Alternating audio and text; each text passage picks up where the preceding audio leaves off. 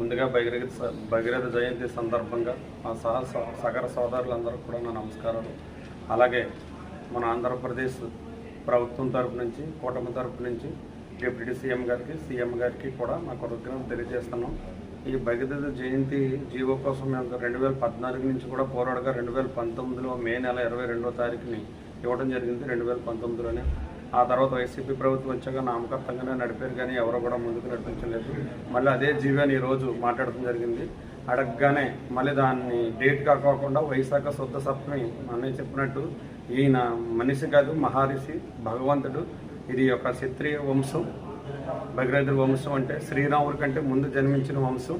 దానివల్ల ఈ వంశంలోని సత్య హరిశ్చంద్రులు అటువంటి ఆలి బిడ్డలనే న్యాయం కోసం, ధర్మం కోసం అమ్ముకున్న సత్య హరిశ్చంద్రుడి వంశం ఇది. ఆయన భగవంతుడు అనే దానికి ఒక తారీఖు ఉండదండి.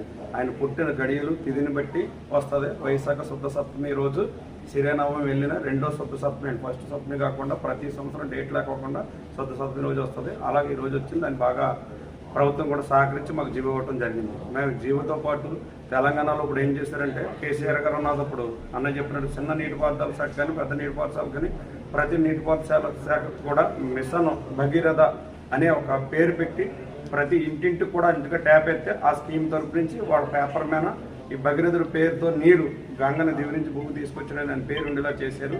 అలాగే ఇప్పుడు దాన్ని మళ్ళీ కూడా కేసీఆర్ గారితో పాటు రేవంత్ రెడ్డి గారు కూడా దాన్ని నిర్వహిస్తున్నారు.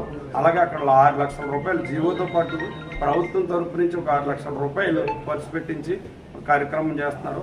అలాగే నెక్స్ట్ జయంతి వచ్చే సమయానికి మాకు కూడా 10 లక్షల రూపాయలు ఇచ్చి ఒక విజయవాడలో మంచి భవనంలో పెట్టించి గ్రాండ్గా చేయాలని కూడా మేము కోరుకుంటున్నాం. అన్నయ్య చెప్పినట్టు మా కులవృత్తులన్నీ పోనీ మనం మీటింగ్లో కూడా మాట్లాడటం జరిగింది.